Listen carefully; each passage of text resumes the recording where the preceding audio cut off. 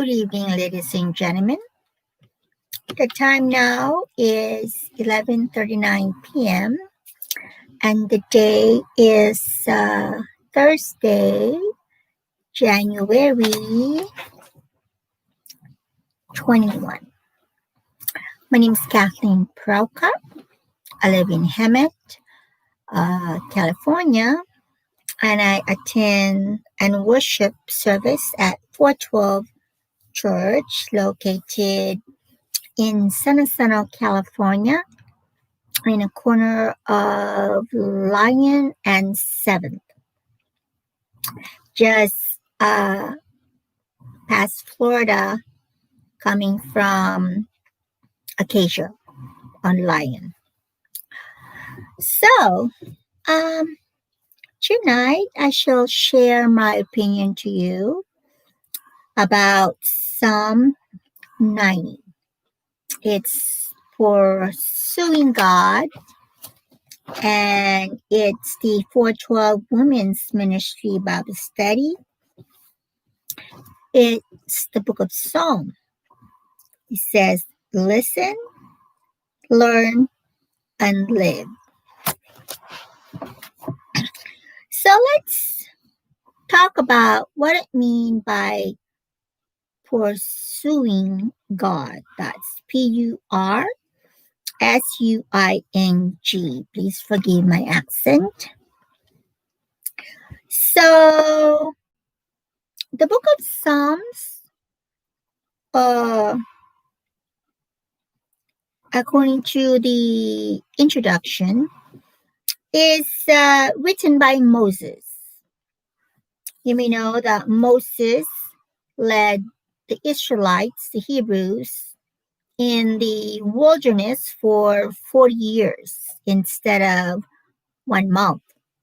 But because of the disobedience of the children of God, which the leader was the prophet Moses, it took them longer than normal, than 40 years. What was supposed to be to go in the wilderness to worship God, as was Moses explained to the Pharaoh. But the Pharaoh was challenged by Moses that says, my God is stronger than your God. So, as a warning, there will be 10 plagues that will happen in Egypt. And also, when the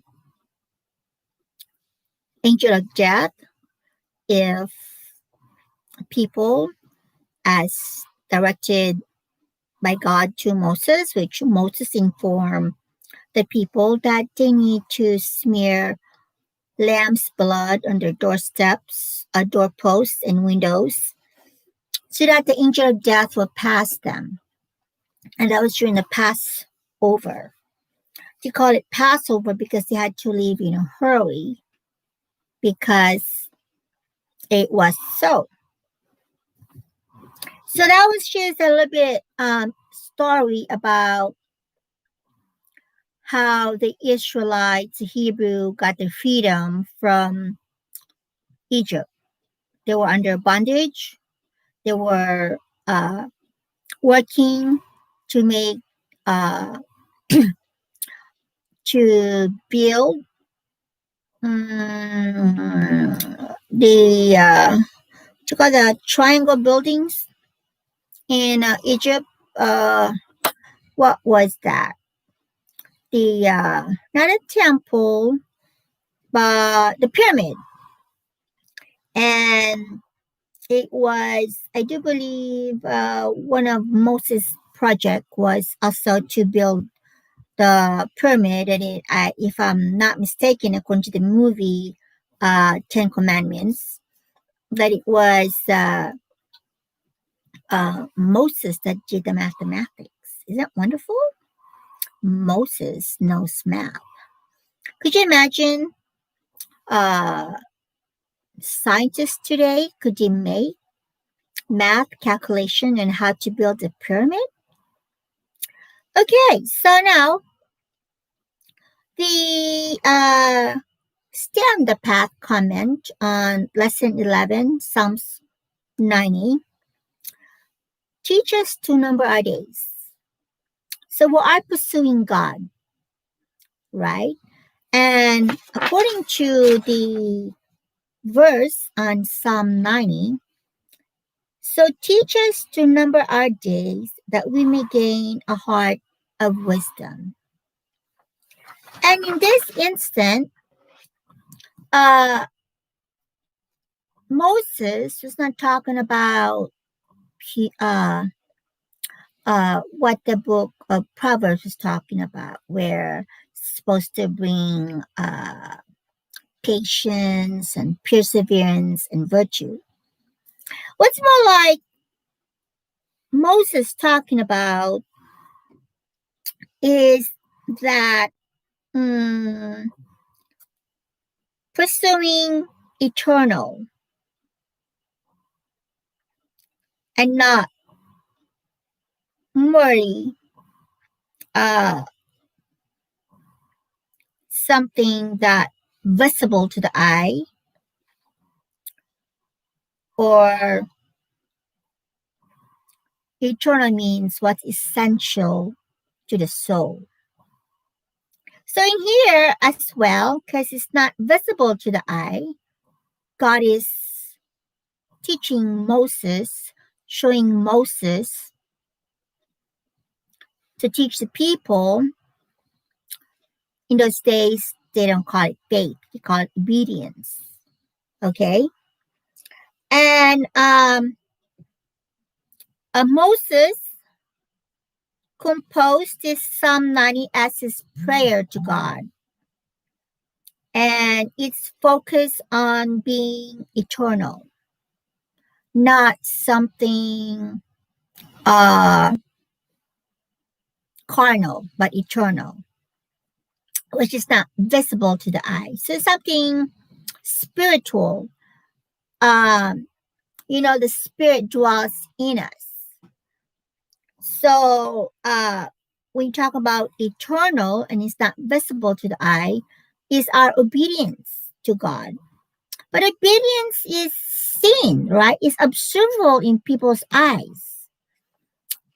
But the rewards of eternal is not seen because in those days they perish because of their disobedience. God says, you will all, until all the people, how you say that? They were traveling in wilderness. I do believe there were about either 500 or 800 people of them that were traveling in wilderness. And God says, you are all until a new generation will come. So all new faces. And the only one that did not perish or died was Joshua and Caleb. So the wilderness wandering travel from Egypt to the promised land, like I said, took 40 years. In the desert, circling, looking for the promised land. And when Moses, as God advised Moses, instructed Moses, says, pursue God instead of Baal or idolism, which then number of days, meaning to say, when God said, who knows the power of your anger? For as the fear of you, so is your wrath. That's found on verse 11 of Psalm 90. So in here then, the power of the anger of God brings fear. And that fear maybe talks about number our days. That doesn't mean you'll die, but that means teach us so that our trials, our disobedience will give us wisdom. Because as you draw closer to God, because you're pursuing God, then the relationship with God will be an eternal relationship because God is eternal. God is indivisible, like what our Pledge of Allegiance in the United States. So, God said that the Israelites, according to the author of this Bible study, the people were stiff-necked, right? So instead of obeying,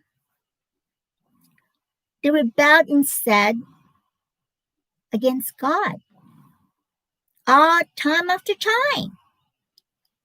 That is because, first of all, they were hungry, right? And, first of all, they said, Moses, why did you bring us out of Egypt? Here comes Pharaoh's soldier. They're going to kill us. And Moses, because of God's power, split the Red Sea, and it became dry land, and the people walked on dry land across the Red Sea. That was one power that God showed through Moses.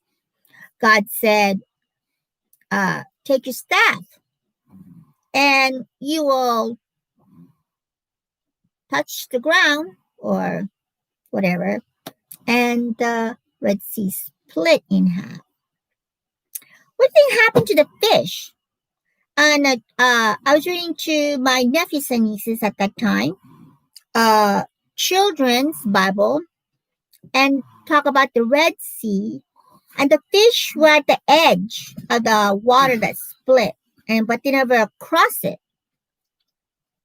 So it's a miracle itself right there. So they're walking on dry land, and Moses was raised with the staff being held by one hand each. I think Joshua and I don't know who's the other one with the staff, to show that when they turn back, it encouraged them to go forward and not fear reaching the other side of Red Sea. And this itself should encourage them, let them know that God is eternal. But they rebel. Here comes Pharaoh's soldier. We're going to die. Moses, why did you bring us out of Egypt? So what happened is they crossed the sea. They probably could see the fish swimming, but they never crossed. They never went to the dry ground. You might have seen shark or giant octopus or giant squid, but they focused and cross the Red Sea. And when they reached a dry land, and the Pharaoh's soldiers were, when the land went back to its normal, ocean, Red Sea. But when they reached there, it says, Moses, why did you bring us out of Egypt? We have nothing. So Moses went up the mountain to talk to God, and God appeared in a burning bush. But one particular person says, Moses is gone. He's not coming down. So Aaron, Joshua, or whatever, Aaron, the priest, why don't you take my baby? Why don't you take gold and silver from all of us and make us a god, Baal? Of course, Aaron had no choice because they were going to harm him, so he made the Baal. And he started dancing and worshiping and dancing and loud music. There was fire, bonfire, a baby. And Moses went down and saw what's happening. And you may know that before Moses came down, God, using his finger of fire, wrote the Ten Commandments. And when Moses saw what's happening, he threw the tablet and everything, earthquake and stuff like that, to show that God's eternal. Should be the one to the one to focus on. So they were stiff-necked, disobedience to God. So they rebelled against God. And one more thing, they had no food. God provided manna. And God said, only take what you can eat every day. But some took more than what they need every day and it turned into what? Mildew, maggots, disobedience again. They forgot about the miracle when you crossed the Red Sea. They forgot about the anger of God when they built Baal. So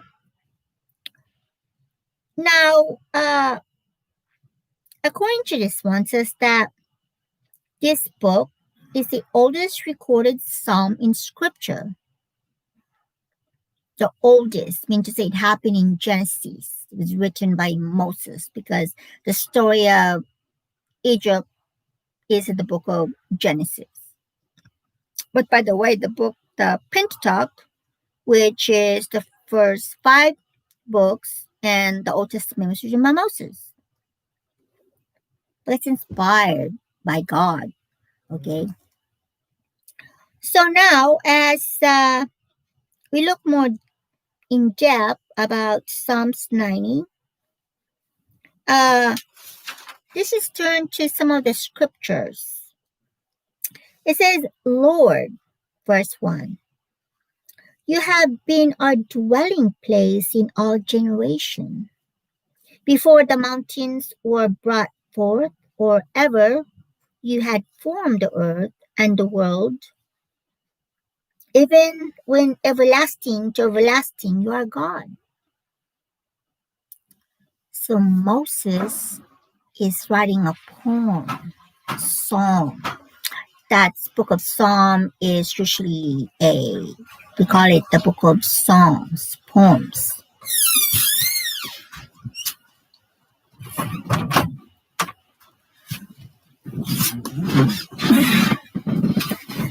So in here, God, Moses is saying, you are God. From everlasting to everlasting. But look what is this one, verse 3. You turn man to destruction and say, return, O children of men, for 1,000 years in your sight are ye yesterday when it is past. And like a watch in the night, you carry them away like a flood. They are like asleep. In the morning, they are like grass which grows up. In the morning, it flourishes and grows up. In the evening, it is cut down and wither. So God is comparing the men to what? From the yesterday, the flood, and the grass that in the morning it flourishes and grown in the evening cuts down and wither.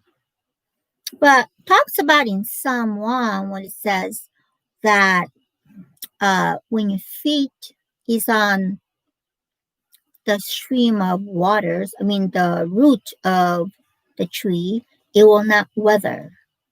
And the leaves, like chaff, will not be taken from its branches. Same thing like us. Same thing like Moses is telling here, right? So God is in control. It says you turn man to destruction. So God has the power. God has the authority. Even they say that it's not God's fault why we are bad. It's the devil's fault. It's evil's fault. Satan's fault. But it says in here in verse 3 of Psalm 90, it says you turn man to destruction. But God redeemed the Israelites, the new generation. What happened to the ashtray over here? Don't know there. Huh? I don't know. Now 7. For we have been consumed by your anger, and by your wrath we are terrified. You have set our iniquities before you, our secret sins in the light of your countenance, for all our days have passed away in your wrath. They finish our years like a sigh. So, what God is telling the people, Baba, God is telling the people to Moses, son of Moses, God is angry. So disobedience causes anger of God. And he punishes us. He disciplines us. Not punish, but disciplines us. He judges us. Only God is our judge. And he judges us by remembering of our iniquities. The secrets of our sin, God knows. And even other days pass away, God's wrath will number our days. Look at that story in the Bible where a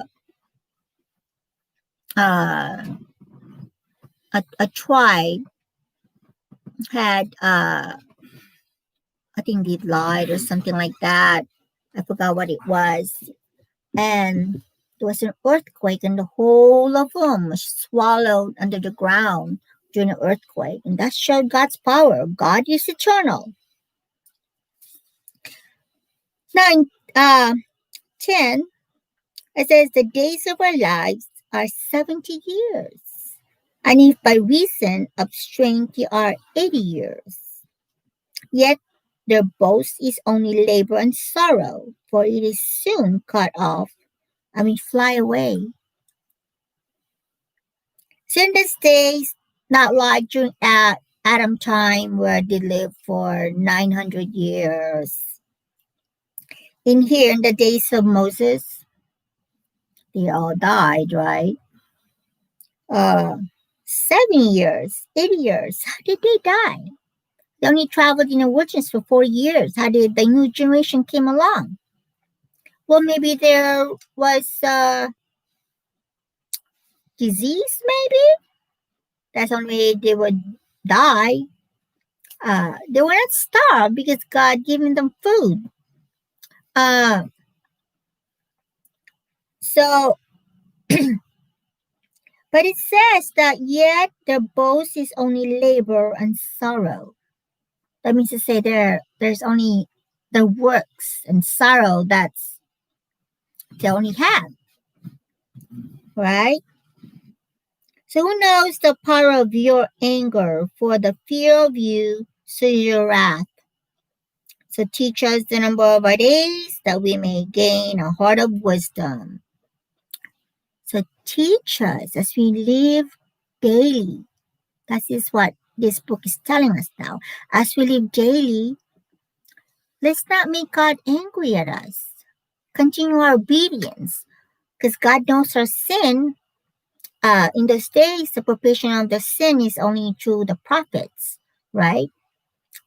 It's only when Jesus Christ was born and died on the cross for our sin that we can pray directly to God, propitiation of our sin, constant uh, sanctification, right? So return, O Lord, how long? And have compassion on your servants. So come back to us, God. Don't leave us alone. You know, no, they're realizing now, right? But they disobey again. But let's see. Oh, satisfy us early with your mercy, that we may rejoice and be glad all our days. So that's a form of a song. They're reaching out to God.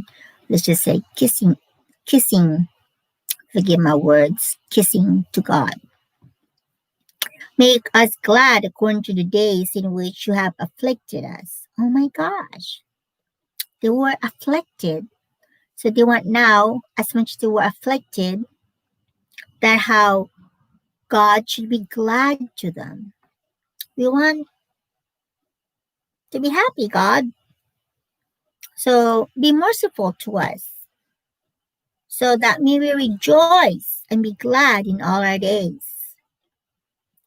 It says, the years in which you have seen evil, let your work appear to your servants, and your glory to their children. Let the beauty of the Lord our God be seen upon us. That's eternal. Beauty is eternal. And establish the work of our hands for us. Yes, establish the work of our hands. Mean to say, please God, show us so our works with our labor, our hands, is pleasing to you. Show mercy on us. So in here now, when we pursue God,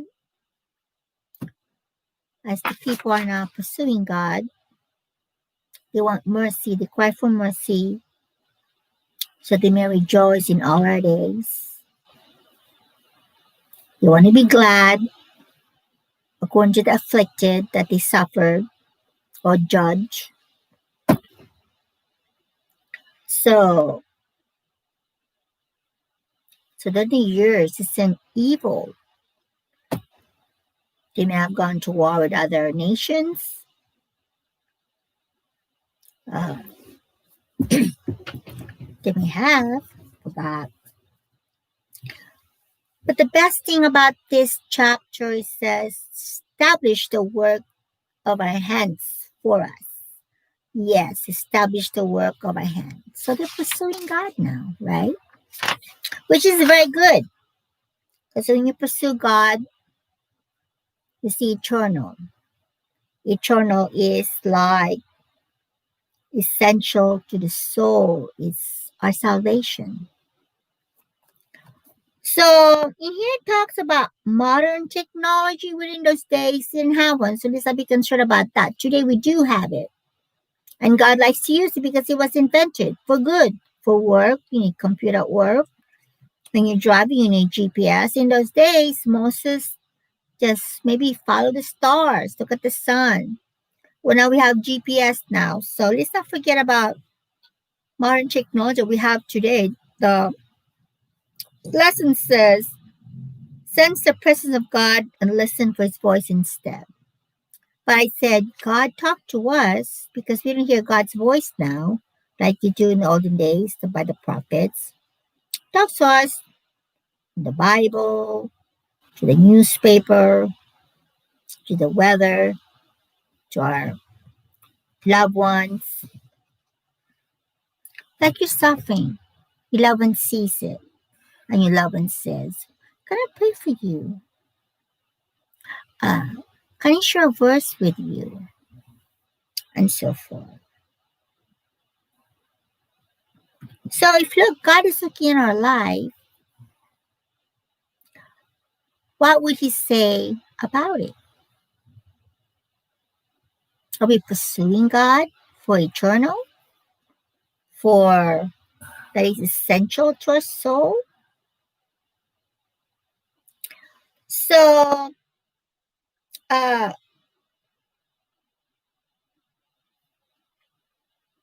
let's stay on the path. Let's pursue God. Okay? Thank you so much, and hopefully this helped you a little and do your homework. And we'll see you Tuesday at 8:55 at 412 in Sana, 412 Church. Used to be Coffee Chapel Sana, but it's now 412. 412, I do believe, uses the book found in, I think, Romans, Ephesians. I forgot, it's chapter 4, verse 12, which is win, disciple, and send. So, this woman Bible studies winning gods, but watering our eternal, our spiritual, our soul is being watered. And we need to absorb it like the plant planted by the rivers of water. Okay, thank you so much. You have a good evening. And my name again is Kathleen Prokop. You have a good day. Bye now.